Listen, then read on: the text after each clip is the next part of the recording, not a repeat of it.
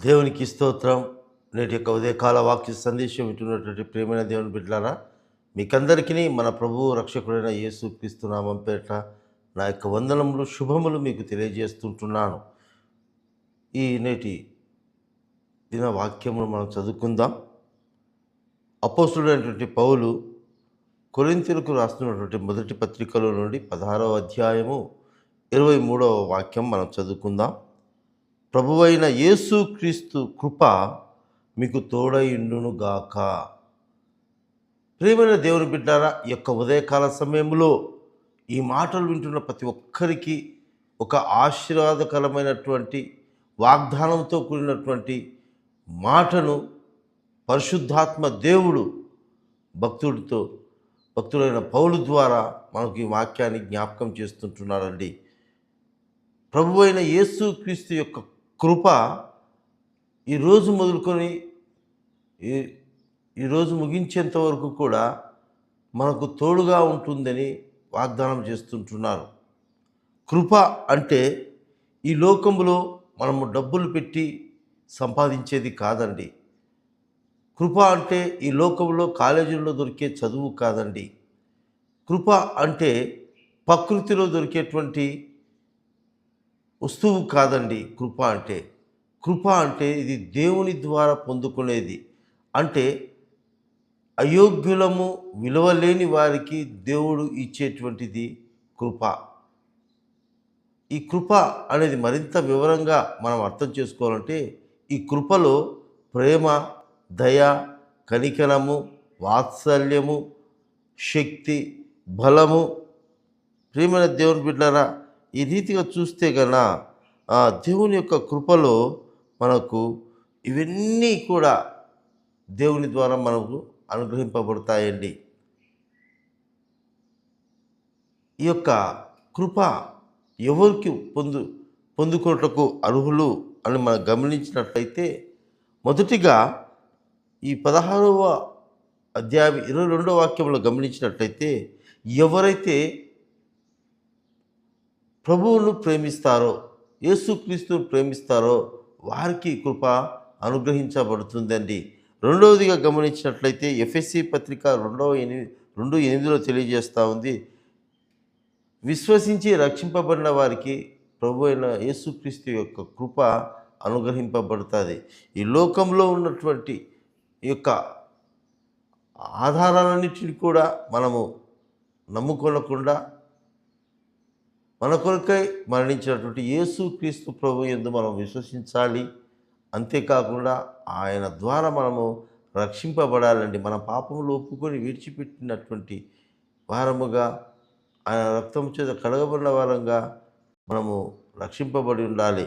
అలాంటి వారికి మనకు ఆయన కృప అనుగ్రహించబడుతుంది. మూడవదిగా బలహీనతలో ఉన్న వారికి ఆయన కృప అనుగ్రహింపబడుతుందండి. 2వ కొరింథీ పత్రిక 12:9 చెప్పినట్లుగా పౌలు దేవుని దగ్గర ప్రార్థించినప్పుడు నా కృప నీకు చాలును అంటాడు. పౌలు యొక్క బలహీనతలలో, సమస్యలలో, ఆయనకు కలిగిన ఇబ్బందులలో, ఆయనకు వచ్చిన కష్టంలో ప్రభువా ఈ సమస్య నుంచి నన్ను విడిపించవా, నన్ను బాగుపరచవా, స్వస్థపరచవా అని చెప్పి ప్రార్థించినప్పుడు పౌలుతో దేవుడు చెల్లించిన నా కృప నీకు చాలును. అంటే దేవుని యొక్క కృప మనకు తోడుగా ఉంటే ఎన్ని కష్టాలు వచ్చినా, ఎన్ని సమస్యలు వచ్చినా, ఎన్ని బలహీనతలు వచ్చినా, ఎన్ని అనారోగ్యాలు వచ్చినా, కుటుంబంలో ఎన్ని వ్యతిరేకతమైన పరిస్థితులు లోకంలో ఎదురైనప్పటికీ కూడా దేవుని కృప మనకు తోడుగా ఉంటే మనల్ని కృంగనీయదండి. మనమును ఆ యొక్క పరిస్థితులన్నిటిలోంచి కూడా ధైర్యంగా మనల్ని నిలబెడుతుంది. ప్రతి పరిస్థితిలోంచి కూడా మనం ధైర్యంగా నిలబెడుతుంది. అదే ప్రభు అంటాడు, నా కృప నీకు చాలును. ఎంత గొప్ప అద్భుతమైన ఈ యొక్క వాగ్దానము గమనించండి. దేవుని కృపలో విడుదల ఉంది, స్వస్థత ఉంది, ఆరోగ్యం ఉంది, ఆదరణ ఉంది, సమాధానం ఉంది, జయము. ప్రియమైన దేవుని బిడ్డలారా, గమనించండి, దేవుని కృప అద్భుతమైన కృప అండి. ఆయన కృపలో ఈరోజు మనం బ్రతికున్నామంటే కేవలం ఆయన కృప వలనని మనం గమనించాలి. మనం మంచివారమనో లేకపోతే గొప్పవారమనో అది జ్ఞానవంతులమైన భక్తి పరులమని కాదు మనం బ్రతికేది, కేవలం దేవుని కృప వల్ల మనం బ్రతికి ఉన్నాం.